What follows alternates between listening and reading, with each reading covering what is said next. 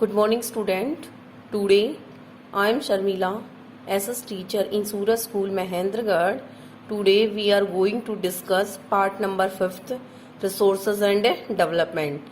Chapter को आगे continue करते हैं हम रिसोर्सेज एंड डेवलपमेंट का पार्ट नंबर 5 डिस्कस करेंगे आज.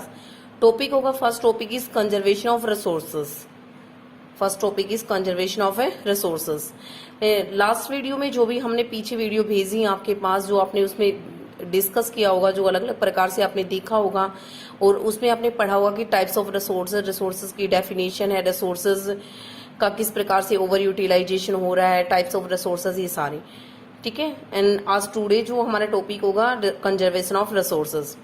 Resources are vital for the any development activity, but the irrational consumption and overutilization of resources may lead to socio-economic and environmental problems.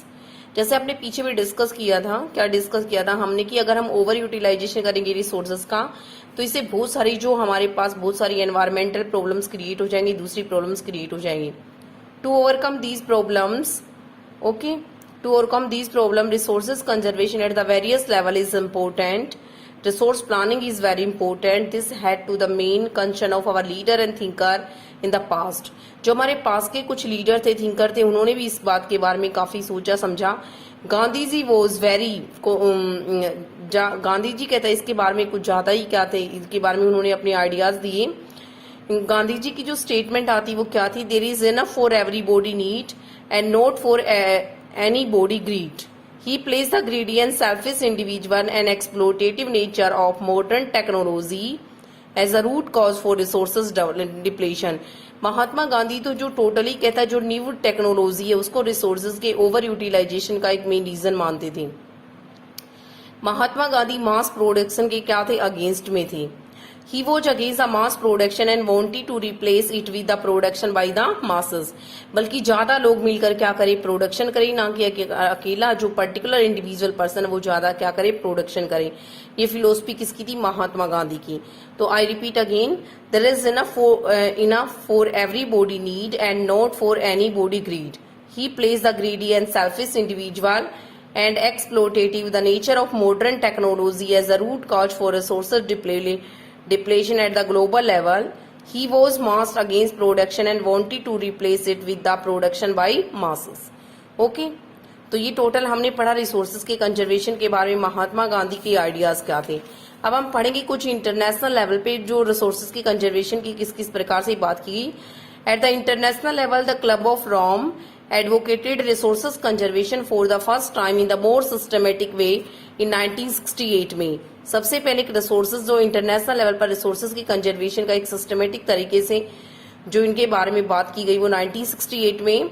In 1974 Gandhian philosophy was once again, Gandhi की philosophy फिर से दोबारा से आती. Schumacher की book by Schumacher in his book small is beautiful में Gandhian philosophy फिर से रिपीट होती क्योंकि Mahatma Gandhi was against mass production. Okay, और उसके साथ में इसी के ऊपर एक ब्रूटनलैंड कमीशन रिपोर्ट आती 1987. उसके बाद में जिसमें क्या था टोटल, उसके बाद में नेक्स्ट जो another significant contribution was made at the earth summit at Rio de Janeiro in Brazil in 1992. 1992 Rio de Brazil के अंदर फर्स्ट इंटरनेशनल अर्थ समिट होता है, जो हम इसके बारे में पहले डिस्कस कर चुके हैं. ओके, तो ये रिसोर्सेज की कंजर्वेशन के लिए अलग अलग प्रकार से नेशनल इंटरनेशनल क्या थे स्टेप्स थे जो रिसोर्सेज के ओवर यूटिलाइजेशन को लेकर सारे के सारे जो मेजरमेंट है वो किए गए थे. ओके, नेक्स्ट आता है लैंड रिसोर्सेज. लैंड रिसोर्सेज क्या होता है? We live on land, we perform our economic activities on land and we use it different ways.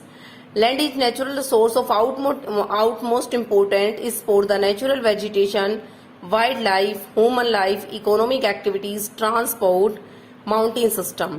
Land is an asset of the and जो हमारे पास एक सबसे इम्पोर्टेंट जो asset आता है हमारे पास कौन सा आता है? लैंड रिसोर्सेज आता है. And India has a under variety of the relief feature. India की जो टोटली जो लैंड पाई जाती है उसमें अलग अलग प्रकार की फीचर्स होती है. कुछ एरिया इसमें क्या आता है? प्लेन आता है. जैसे 43% एरिया किसमें आएगा? प्लेन एरिया में कवर होता है. Which provide the facility for agriculture and industry. Mountain account for 30% of the total surface area of the country.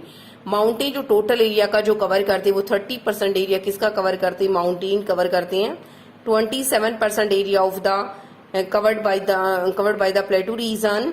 प्लेटू region के अंदर 27% एरिया कवर किया जाता है। और प्लेटू एरिया किसके लिए होते हैं? Rich source of minerals. Minerals का क्या होते हैं? रिच सोर्स होते हैं। इसी प्रकार से जो फॉरेस्टेड एरिया होता है वो हमारे पास टूरिज्म है, इकोलॉजिकल एस्पेक्ट है, इन सभी के लिए क्या है? इम्पोर्टेंट है। ओके, तो इंडिया में सबसे जो land resource, first of all क्या होता है? Land resources are very important role in our life. We live in land, we perform our economic activities on land, and we use it at the different ways. Land is a natural resources of utmost importance.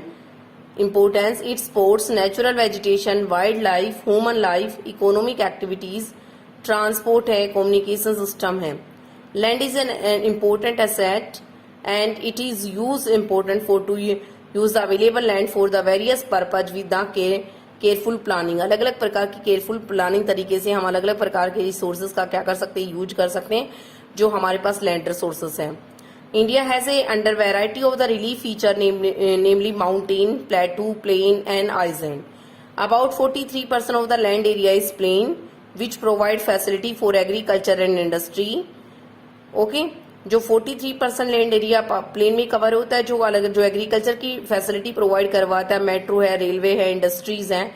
Okay, और mountain account for the 30% of the total surface area of the country and facilities for tourism and ecological aspect के लिए जो सारे के सारे जो reverse flow होते हैं, जो सारे के सारे, ठीक है ना, और जो सारे के सारे टूरिज्म की जो फैसिलिटीज होती provided by the mountain area and about 27% of the area of the country is the plateau area, ठीक है ना। it is the rich source of minerals।